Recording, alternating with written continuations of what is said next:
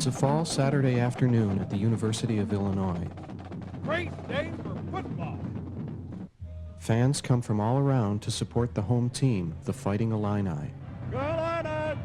And everywhere is the symbol of the University of Illinois, a fictitious American Indian character called Chief Illiniwek. Chief Illiniwek has been part of the University of Illinois for 70 years. Dancing at halftime of home football and basketball games, the Chief has become a crowd favorite. He's a focal point. He draws the community, the student body, the faculty together. I've seen the performance many, many times and have found it nothing but inspiring. Little was heard from American Indians about their feelings on the Chief. But that all changed one night in 1989 when a Spokane Indian graduate student and a mother of two was asked by her children to take them to a basketball game. I got tickets to the game, and I tried to prepare them ahead of time of what they were going to see there. They have this Indian mascot, as you know. They wear paint. Some people wear feathers. They have war chants. They have, just try to go through all the things that they would experience there. So, you just have to ignore that, to just enjoy the game. Illinois, baby! Yeah, Illinois! It was when the Chief came out, and I'd never seen him before. Didn't know at all what he looked like, what he wore. I just heard that the Chief comes out and does what's billed as an authentic dance. And he came out wearing that buckskin, really a beautiful buckskin, wearing what looked like real eagle feathers all the way to the ground. And of course the fans go into a frenzy, and all around us there were these people standing in their seats, yelling, the Chief, and it was, my kids, just sank in their seats. And I knew that I couldn't be here and not address that issue. So I started to stand outside alone, because I didn't know what else to do. I did that for my kids. I was standing up for my kids.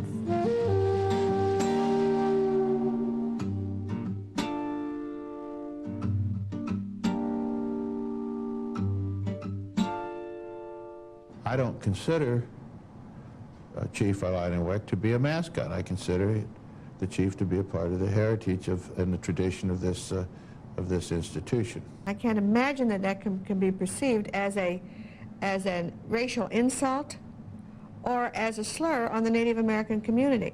To me, it's a compliment. And I don't think the people here should cave into out-of-state foreigners.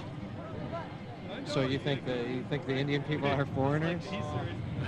They're from Oklahoma. I'm a taxpayer in Illinois. Are they a taxpayer in Illinois? I pay my taxes in Illinois, and I support the U of I. They come in from out of state, and they don't support us. They don't pay any taxes. They shouldn't have any say here. I see the mascot as a symbolic display of our leadership, that we control you, we own you. Every time that was being paraded around, I felt I had to also be there to challenge it. If it was any other religious practice that was being abused, we would hear about it. The American Indian population is relatively small, yet the popularity of Indian images in sports and on TV affects what many people know and think about Indians. So to have a chief as entertainment at a sporting event is a mockery, and there's no way to get past this barrier. That it's very difficult to get past this barrier that this isn't dignified just because he's not a caricature or whatever. It's even more of a mockery because he's not a caricature. I think it would have been better if it was this cartoon character. It might have been, at least then you could laugh at it as being stupid and ignorant. And that's kind of maybe what I thought I was going to see out there, is some caricature of with a big head and a big nose or something. then it's obvious that it's, you know, this clown. Charlene left the University of Illinois and moved on to continue her fight. The first stop was the big money world of professional football and the Washington Redskins. So would you like some information? Hi. The irony of the whole thing is here you have Redskins, which is the most blatant racist symbol, term, depiction, right in the Capitol, and everybody's kind of numb to it. They're all Redskins fans. Yeah, I'm a Redskin fan. So they've numbed themselves to that so much that, you know, you have these politicians who are supposed to represent all people saying, I'm a Redskins fan. Some newspapers restricted or banned the use of the name Redskins. In Minnesota, the State Board of Education asked schools to stop using American Indian symbols. And some universities were doing the same. Eastern Michigan, Southern Colorado, St. John's, Marquette, and Bradley University all eventually dropped their Indian references. Yet the University of Illinois continued to hold firm. But soon the pressure increased. 3 fellow members of the Big Ten Conference, the universities of Wisconsin, Minnesota, and Iowa, decided to take a stand against American Indian mascots. Being politically correct to merely appease a minority group of individuals is not in and of itself an appropriate position to take. I think it's a matter of understanding how people feel about something they love. And people love Chief Illiniwek. But we love our chief. That's what they say. Of course you love him. You manufactured him. See, that's not our image. That's not our perception of ourselves. It's their perception of who we are. Alumni reactions began to come in, and the message seemed to be no money to the university without Chief Illiniwek. And I'm sure that contributions would diminish. These people that I'm talking about are very, very generous contributors to the University of Illinois, and very, very generous. Contributions poured into the university. The recommendation from the Inclusiveness Committee was dropped. According to a university spokesperson, it was not an academic recommendation. Still, one university alumnus decided to take control. State Representative Rick Winkle proposed a law that would guarantee Chief Illiniwek as the official symbol of the University of Illinois. We have a rich heritage in this country, especially over the past few decades, of protecting minority rights. And I think that that's important that we continue to do that. But minority rights aren't always right. My people paid with their blood to have anything left. And so I have to guard it and protect it so that we have it for those generations yet unborn. And I owe it to those. I owe it to my children, I owe it to myself.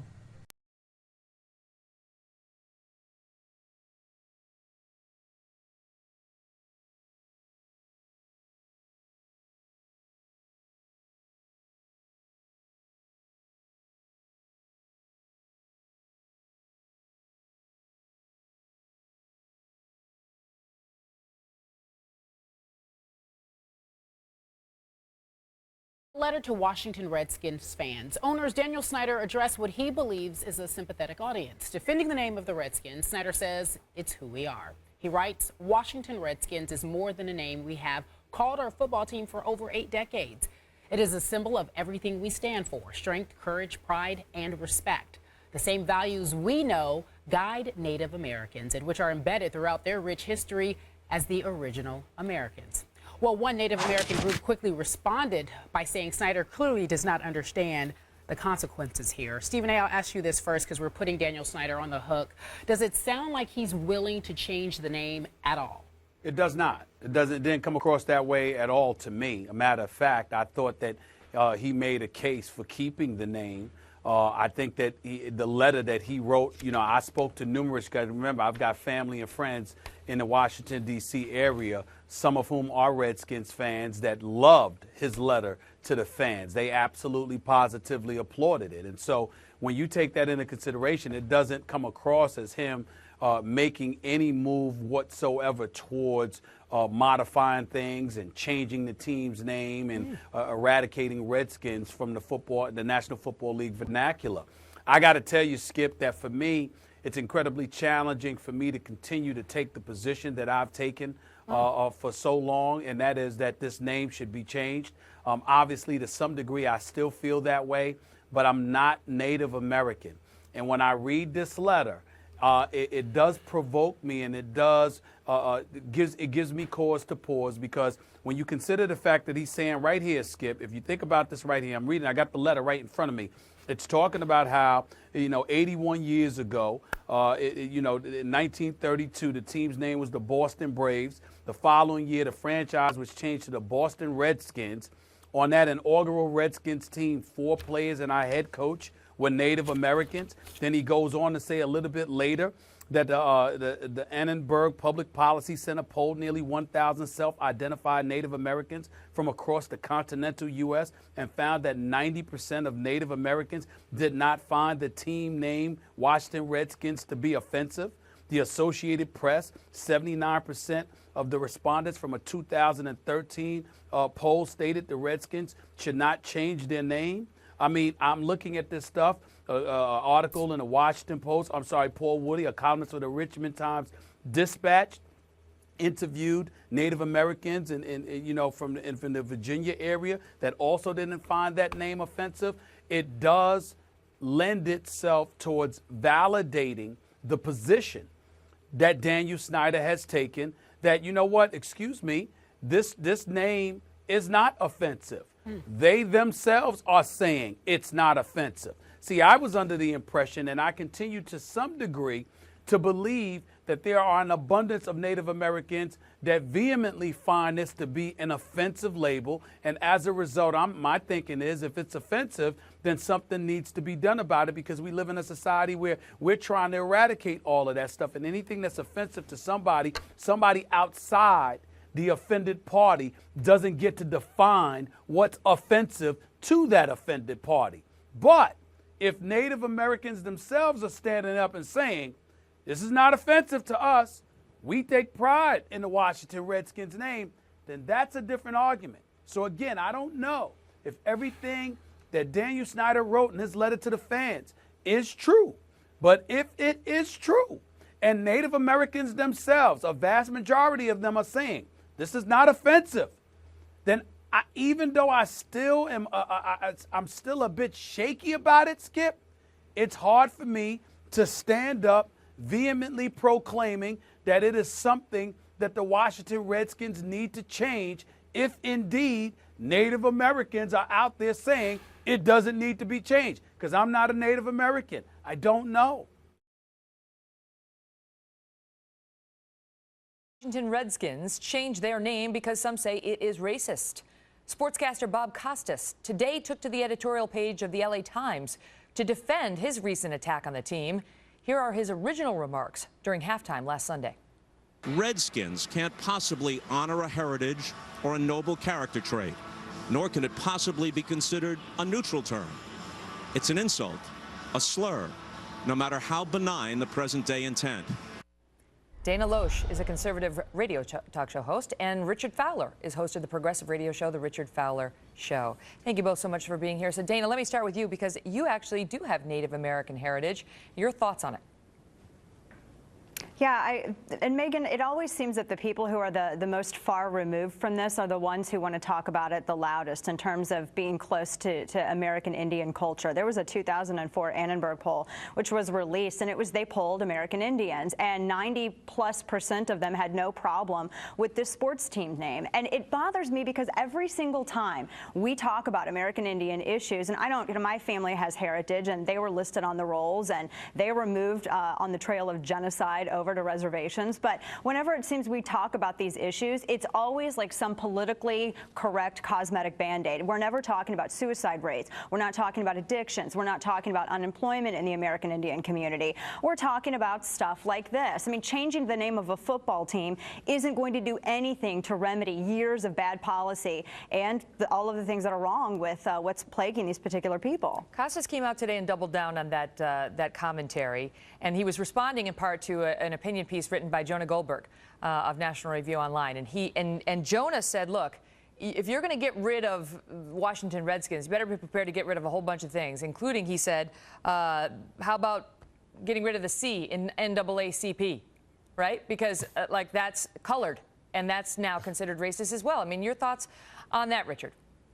I got to tell you, thanks for having me, Megan. But I got to agree on one point here that Dana makes, is the point that the Native American community and the indigenous people community have had a lot of struggle and a lot of strife. But there's a lot of Native Americans who believe that that the Redskins need to change their name. I reached out to the Native Youth Leadership Alliance, and they indicated that this name and these type of racial slurs and connotations have caused depression issues amongst Native youth. And I think we've got to work on correcting that. Now, I think there's a distinction between taking the word colored out of the NAACP and using a racial slur to describe a football team. And I think that is the argument that a lot of folks are trying to make. And I think that's the argument that Bob Costas is trying to make when he released his op-ed today. But his point, Dana, Jonah's, is that, you know, the words take on offense if you make them take on offense. I mean, for years in this country, we said midget, and nobody knew that midget was going to be offensive. And then suddenly, little people decided that that was an offensive term, and now you're no longer allowed to say that because it's offensive. I mean, it depends on who you ask and when you ask them. Well, yeah, and especially when you look at the historical use of this term. I mean, this was a term. There was a book out from one of the senior linguists over at the Smithsonian Institute, and it's called I Am a Redskin, and it charts how that term came to be, how that came to be an American expression. And it was a term that actually came from Native Americans, and it was first recorded by French traders, and they heard American Indians using this phrase amongst themselves. Sitting Bull himself said, I am a red man. The Great Spirit had intended me to be a white man. He would have made me. There are a number of different Indian tribes that have come out and said, we don't have a problem with this. The people who have a problem with this are people like Bob Costas, and they're people like these white Anglo-Saxon Protestant liberals. Whenever these issues come up about American Indians, everybody wants to talk about political correctness. So this Washington Redskins nickname debate, it just won't go away. So let's talk about it now with Terrence Moore. He's a sports contributor to CNN.com and a columnist for MLB.com. Terrence, NFL Commissioner Roger Goodell seems to be evolving on this. In the past, he has defended the name, but this week, Goodell said, we need to listen carefully, listen and make sure we're doing what's right. And President Obama even weighed in and told the AP that if he owned the team, he'd think about changing the name. So, Terrence, is it now just a matter of time before the name Redskins goes away? Well, I mean, let's start with this. When you have the most powerful person on the world saying they should change the name, that's Roger Goodell. No, actually, it's Barack Obama. And the second most powerful man on the face of the earth, the commissioner of the NFL, perhaps, and Roger Goodell, saying that he thinks they should consider it, is going to get done. And I'll tell you what, Don, this is somewhat analogous to what you've been dealing with the last few weeks with the government shutdown right now, whereas Daniel Snyder, who is the Redskins owner, is sort of like the House Republicans. It's not a matter of if he's going to change the name. It's a matter of when it's going to happen and how it's going to happen. Redskins owner Dan Snyder told USA Today that the team would never, and he said you can use capital letters, said never change its name. I mean, you just said it's a matter of when, but you think he's going to eat his words? Yeah, I mean, because, I mean, never is a very, very strong word, you know, and Daniel Snyder has taken this hard-line stance in the past, you know, similar to like George Wallace standing in front of that school door 50 years ago, and now he's kind of evolved into a sort of a kinder, gentler type stance. I mean, just a few days ago, Snyder just said that he can understand why people would be upset, and he can sympathize with them. So you can see some movement even with Dan Snyder. Okay, so and the Redskins in Dallas play later tonight, correct? That's true. So what could they change their name to that would make at least some fans happy? I mean, the Warriors, the Senators. Yeah, well, you also got to think what would please Daniel Snyder. And remember, all these guys, these NFL owners, they have huge egos. So I'm serious when I say this, Don. They should change the name and name them after Daniel Snyder. Call them the Washington Snyders, okay? And for anybody out there who's laughing, remember there's a precedent Like for me. this. Yeah, right. But in the National Football League, I mean, you got the Cleveland Browns, and the Browns were named after their original owner, Paul Brown. So just do it, call it a day, and everybody's happy. Yeah, it's a tough one because if a certain group of people are offended by something, then you should probably respect what they have to say. If Native Americans are offended by this, then we should respect exactly Native right. Americans. And people always say, well, Don, how would you feel? I've been asked this question before. How would you feel if it was the black skins or the brown skins? I'm not easily offended. That wouldn't offend me because I have brown skin, and in the summer I have black skin. So none of that would offend me. But Redskins might offend Native Americans, and we should be mindful and respectful of that. No question about it.